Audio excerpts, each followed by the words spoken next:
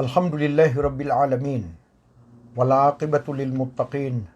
Wassalatu wassalamu ala Sayyidina Muhammad wa ala alihi wa sahabatihi wa man da'a bida'watihi ila yaumiddin. Amma ba'du. Assalamualaikum warahmatullahi wabarakatuh. Mga minamahal naming mga kapatid sa pananampalatayang Islam, mga kabayan, mga magulang at mga anak, mga kabataan, kami po ay nagsasalam sa inyo ng mabuting pagbati, na ito ang mabuting pagbati sa Islam, ang Assalamualaikum warahmatullahi wabarakatuh. Sumainyo nawa ang kapayapaan at pagpapala ng Allah subhanahu wa ta'ala. At bakit natin sinabi na ito ang pinakamainam na pagbati? Hindi lang ako ang nag-imbento dito, kundi sinabi ito ng Allah subhanahu wa ta'ala na ito ang pinakamainam na pagbati, ang Assalamualaikum warahmatullahi wabarakatuh, dahil ito ay tugma sa lahat ng okasyon. Kumpara sa pagbati na magandang gabi, magandang umaga, magandang araw. Kaya mga kapatid, itong Assalamualaikum warahmatullahi wabarakatuh ay tugma sa lahat ng panahon, sa lahat ng oras. Halimbawa, ang kapitbahay mo ay namatay ang kaniyang mahal sa buhay, ang kaniyang anak, halimbawa, o ang kaniyang asawa, at pumunta ka doon sa gabi na yon at sasabihin mo pa ang magandang gabi, samantala hindi man magandang gabi sa kanila. Pero kung ang sinabi mo, ang binigkas mo sa kanila ay Assalamualaikum warahmatullahi wabarakatuh, sumainyo nawa ang kapayapaan, biyaya at pagpapala ng Allah subhanahu wa ta'ala. Ibig sabihin ay ako'y nananalangin sa Allah subhanahu wa ta'ala na papalitan ng Allah subhanahu wa ta'ala ng mas mainam na biyaya ang nawala sa inyo. Papalitan ng Allah subhanahu wa ta'ala ang anak ninyo na mas mainam sa kanya, na kinuha ng Allah subhanahu wa ta'ala. At sanay mapasa inyo ang mga biyaya at mga biyaya ng Allah subhanahu wa ta'ala. Kaya ang pagbati sa Islam ay kumpletong pagbati.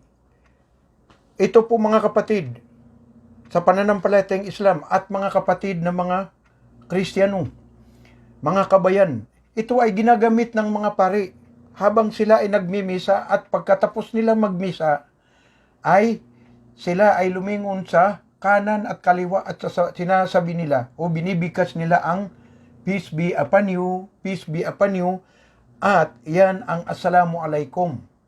Sumainyo nawa ang kapayapaan at pagpapala ng Allah. Ngunit hindi nila ipinagturo sa kanilang mga tagasunod na mga Kristiyano na ito ay pagbati din sa isa't isa habang nagsasalubungan ang mga magkakapatid sa pananampalataya o ang mga magkakaibigan.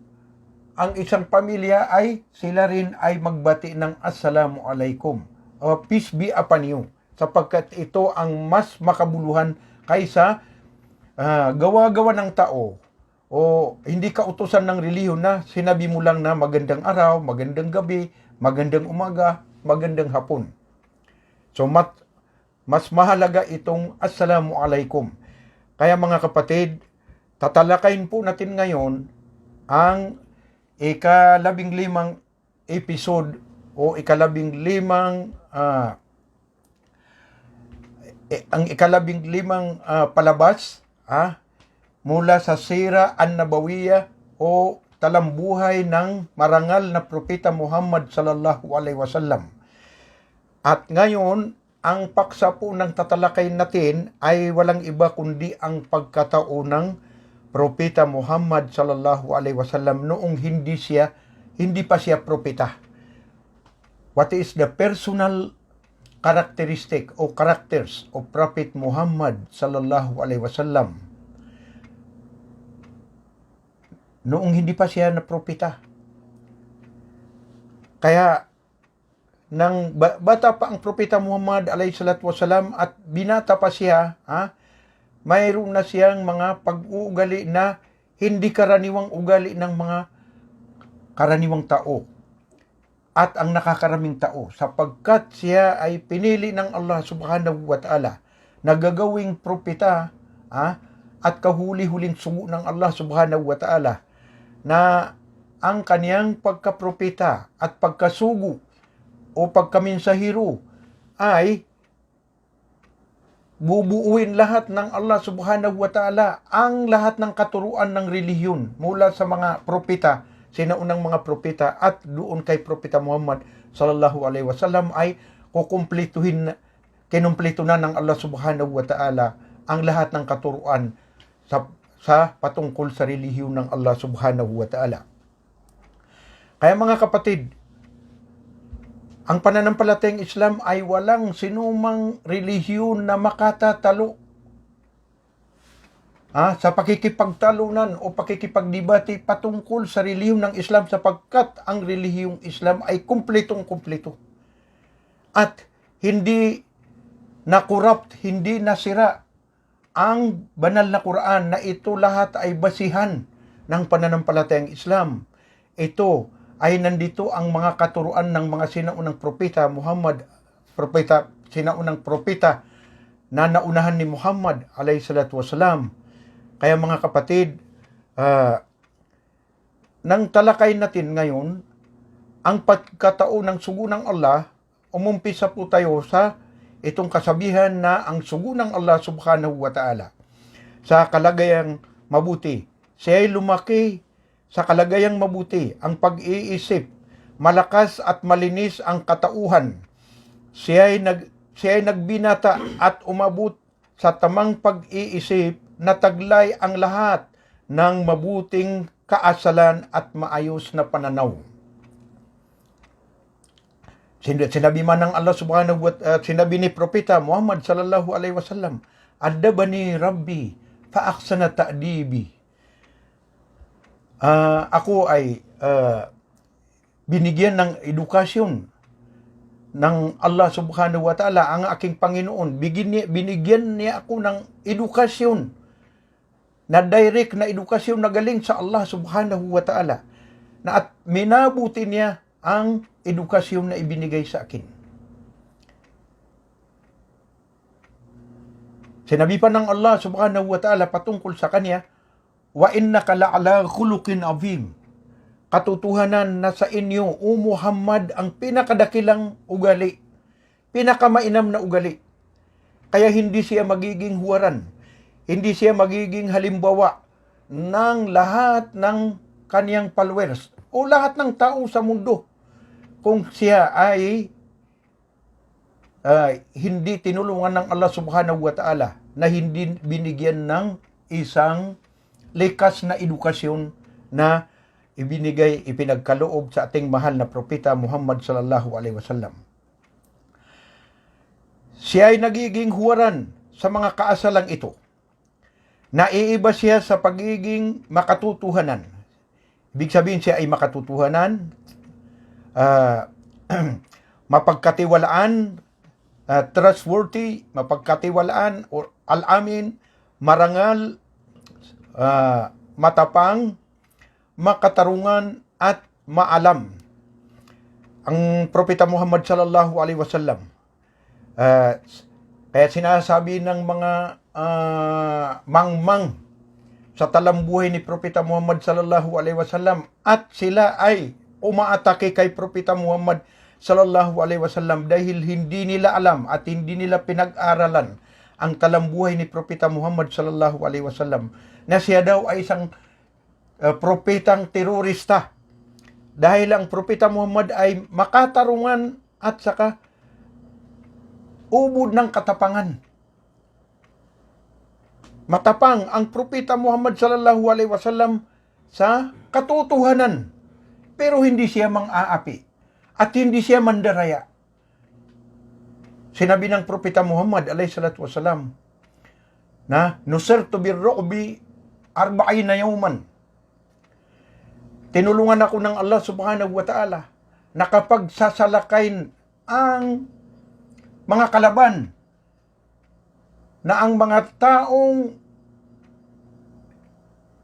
kinakalaban si Propeta Muhammad sallallahu alaihi wasallam, ang mga Quraysh na kinakalaban nila ang Allah subhanahu wa ta'ala, ang kanilang ipinagmamalaki ay yung pagsamba nila ng mga ribulto. Kapag sinasalakayan ni Propeta Muhammad alayhi salatu wasalam ang mga juhala, ay 4 na araw pa bago dumating ang Propeta Muhammad alayhi salatu wasalam ay nasisindak na sila. Takot na takot sila yung mga tao na yan. Dahil sa karangalan ni Propeta Muhammad, dahil sa kaniyang dignidad na ipinagkaloob sa kanya ng Allah subhanahu wa ta'ala, sapagkat siya ay tunay na sugo, tunay na propeta na taglay niya ang lakas ng Allah subhanahu wa ta'ala, ang tulong ng Allah subhanahu wa ta'ala, ang divine aid na ipinagkaloob sa kanya ng Allah subhanahu wa ta'ala. Kaya 40 days before the coming of Prophet Muhammad sallallahu alaihi wasallam, pag siya ay nag-assault, sinalakay ang mga kalaban, ay nasisindak na sila. Takot na takot sila. Mga kapatid sa pananampalatayang Islam, siya ay makatarungan. At siya ay maalam sapagkat siya ay propeta. Ang kaniyang kaalaman palagi galing sa Allah subhanahu wa ta'ala. Ang kaniyang kaalaman. At mga kapatid, maraming tao na hindi naniniwala sa mga propeta. Mga Buddhist, mga Hindus, hindi sila, mga Jews, hindi sila naniniwala sa mga propeta. Sapagkat mga kapatid, Muslim man o Kristiyano, kailangan paniwalaan natin na tunay na may mga propeta at mga sugo ng Allah, mga mensahero ng Allah subhanahu wa ta'ala. At hindi natin malalaman ang tunay na relihiyon kung hindi sa pamamagitan ng mga propeta, na sila ang kauna-unang mga guro na nagturo sa atin patungkol sa kaisahan ng Allah subhanahu wa ta'ala. Hindi patungkol sa pagsamba sa mga ribulto, mga gawa-gawa ng tao, ginawa ng 2 kamay ng tao pagkatapos linuluhuran niya. So, paano tatanggapin niya? Tatanggapin ng dakilang lumikha na ang ginawa ng 2 kamay mo ay pagkatapos linuhuran mo naman. Kaya mag-isip tayo mga kapatid, mag-isip tayo, mga kapatid naming mga hindi mga Muslim. Pag-aralan ninyo ang relihiyon ng Allah subhanahu wa ta'ala upang hindi magiging masama sa inyo.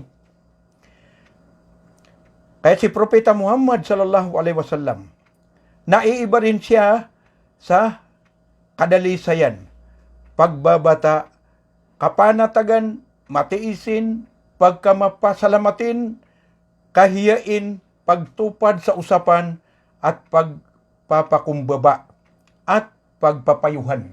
Yan ay mga ugali ng Propeta Muhammad sallallahu alaihi wasallam na hindi makakaya ng lahat ng tao na ma-perfect nila. Pero ang Propeta Muhammad sallallahu alaihi wasallam ay ginawa ng Allah subhanahu wa ta'ala na perfecto siya sa mga ugali na ito, upang magawa nating halimbawa, kahit hindi natin magagaya na kumpletong-kumpleto, ubuhin natin ang paggaya natin sa Propeta Muhammad alayhi salatu wasallam. Pero kapag halimbawa dumating tayo sa mga 80% o mga 70% ng makuha natin sa pag-ugali ng Propeta Muhammad sallallahu alaihi wasallam, yan ay makakabuti na sa atin.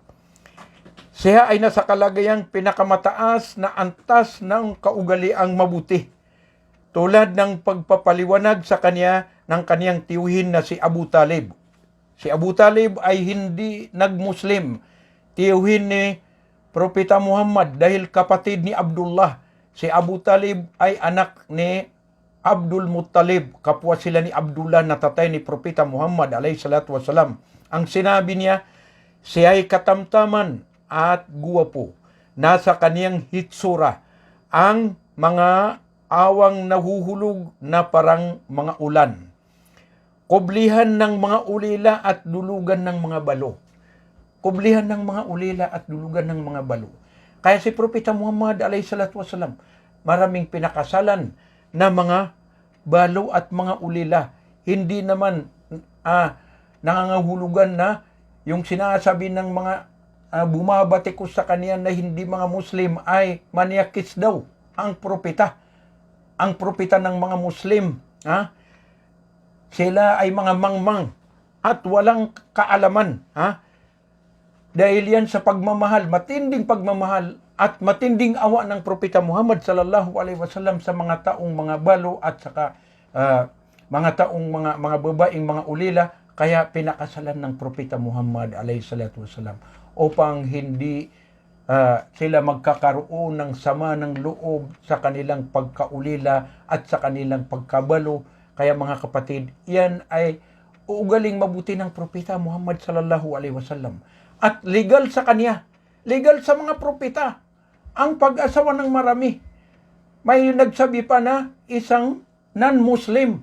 At ang sinabi niya, tingnan ninyo ang relihiyon ng mga Muslim, relihiyon ng mga maniakis, dahil pati sa kanilang paraiso ay napakaraming asawa. Allahu Akbar, dakila ang Allah. Ang Allah ay perpekto. Ubod ng kamangmangan ang mga taong ganyan. Ubod ng mga kamangmangan. Hindi nila alam na dito sa mundo, pinag-aagawan pa rin at pinagkukumpetisihan, pinagpapaligsahan kung sino ang may maraming asawa. Kaya yung mga non-Muslim ay nagkakabit sila. Kahit hindi sila kasal sa anumang babae na kaya nila, kasi mga mayayaman sila, inaasawa nila ng lihim. Clandestine marriage. And that is unlawful in Islam. Yan ay hindi pwede sa Islam.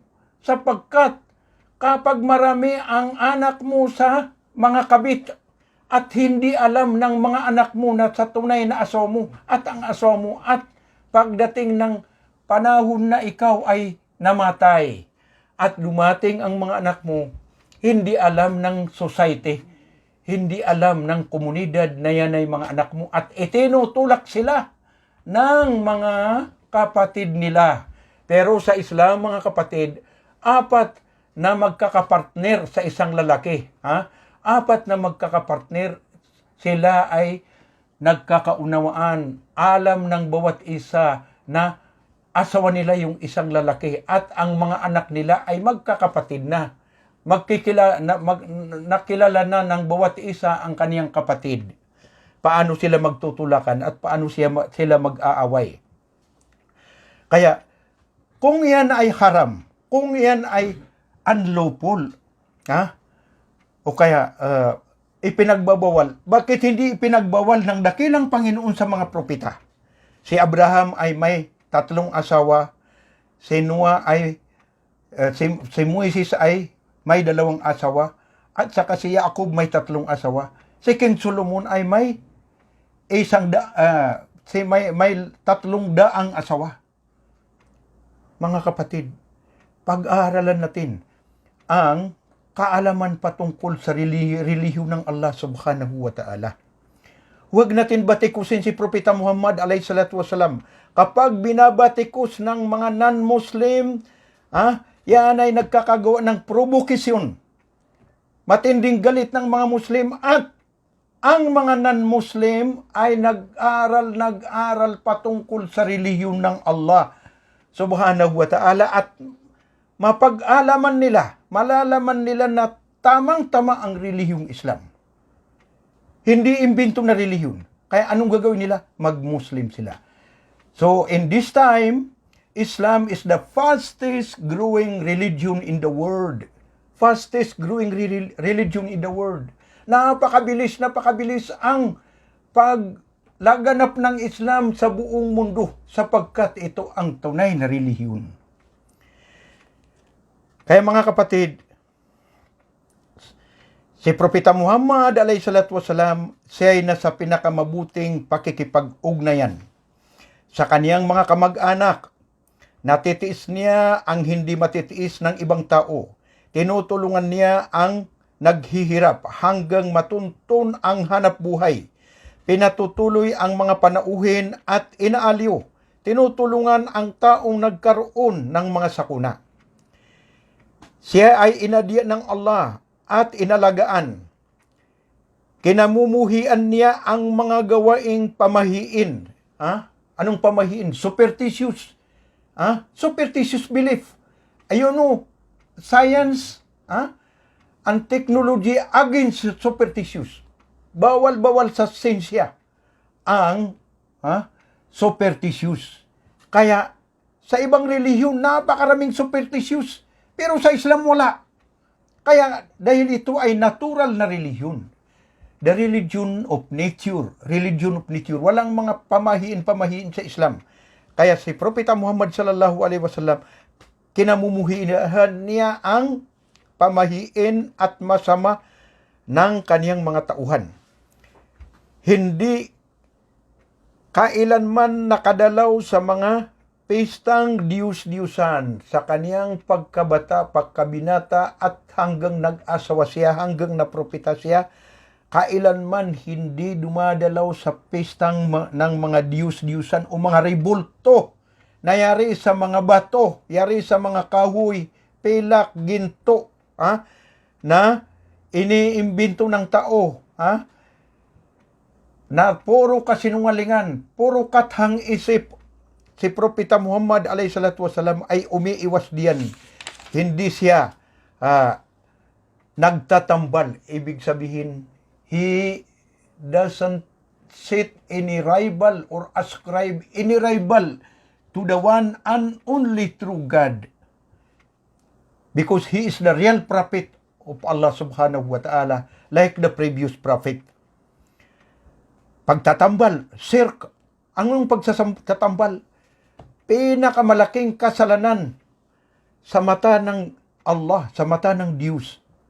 Dahil imbis na siya ang tagapaglikha, siya ang tunay na makapangyarihan at ang kanyang nilikha, ginawa mong ribulto at linuhuran mo. Paano kanya marinig? Paano kanya makita? Mag-isip ka. Paano ka makikita ng ribulto na yan? Naliluruhuran mo. Paano kanya makikinig? Ang lumikha sa mga ribulto na yan ang dapat sambahin, karapat dapat sambahin. Kaya si Muhammad alayhi salatu wasalam, yan ang isa pang inabulis niya. Pinawalan niya ng saysay nang dumating siya sa Makkah, sapagkat ang mga tao sa Makkah ay sumasambo sila sa mga ribulto dahil mangmang sila sa relihiyon ni Abraham alayhi salatu wasalam, sa relihiyon ni Jesucristo. Mangmang din sila. Hindi nila alam. Hindi alam ng mga tao na yan kung ano ang relihiyon ng mga propeta dahil nalimutan nila at sila'y umimbento ng bagong paniniwala. Hindi siya nakakain ng anumang laman ng hayop na kinatay sa pangalan ng Diyos-Diyusan. Kaya, huwag kayong kakain ng mga hayop na kinatay sa ngalan ng mga Diyos-Diyusan dahil iyan ay haram. Sa mga Muslim, haram yan. Sapagkat hindi binanggit ang ngalan ng Allah subhanahu wa ta'ala. Bakit babanggitin ng Allah subhanahu wa ta'ala? Sapagkat siya ang may-ari ng hayop na yan. Siya ang lumikha ng hayop na yan. At binasta-basta mong kinatay sa ngalan ng ribulto. Subhanallah. Glory be to Allah na makapangyarihan, ganap, perpekto. Kaya mga kapatid, kinapupuutan ng Propeta Muhammad sallallahu alaihi wasallam na marinig ang pagsusumpa sa ngalan ng Allat al-Uzza. Yan ang mga kabilang sa malalaking ribulto, Diyos-Diyusan ng mga Quraysh na mga tribu sa Makkah. At kailanman hindi niya nahawakan ang mga Diyos-Diyusan, hindi siya lumapit sa kanila dahil sa kaniyang matinding pagmumuhi. Siya ay umiwas sa pag-inom ng mga nakakalasing at hindi siya nanunood ng masasamang bagay na nakakaaliw sa kalagayang hindi kailanmang nakaupong nakikinig sa mga upuan ng pang-aaliw, panuuring gabi at sa mga gusali ng kapisanan na ito'y pinag-aliwhan ng mga binata at pinagtatagpuan ng mga magkakaibigan sa Makkah. So yan, si Propeta Muhammad sallallahu alaihi wasallam. So mga kapatid, tandaan po natin, pakinggan po natin ng mabuti itong pagpapaliwanag patungkol sa mga ugali ni Propeta Muhammad alaihi salatu wasallam. Hindi naman nangangahulugan na magiging propeta rin tayo dahil wala nang propeta na kahalili ni Propeta Muhammad alaihi salatu wasallam at ang kaniyang mga katuruan ay hinahawakan ng mga taong mga maalam, ang mga ulamas, mga eskular. Hinahawakan nila ng mabuti at itinuturo nila sa mga tao. Pero ang taong nag-aangkin na propeta siya ay isang baliw na tao. Isang baliw na tao. Lalo na yung tao na nag-aangkin pa na siya ang Diyos. Siya rin ay isang mangmang at baliw. Sera ang ulo niya. Mga kapatid, tayo po ay magpasalamat sa Allah subhanahu wa ta'ala at maraming salamat po sa inyong pakikinig. Wa akhiru da'wana anil hamdulillahi rabbil alamin. Wassalamu alaikum warahmatullahi wabarakatuh.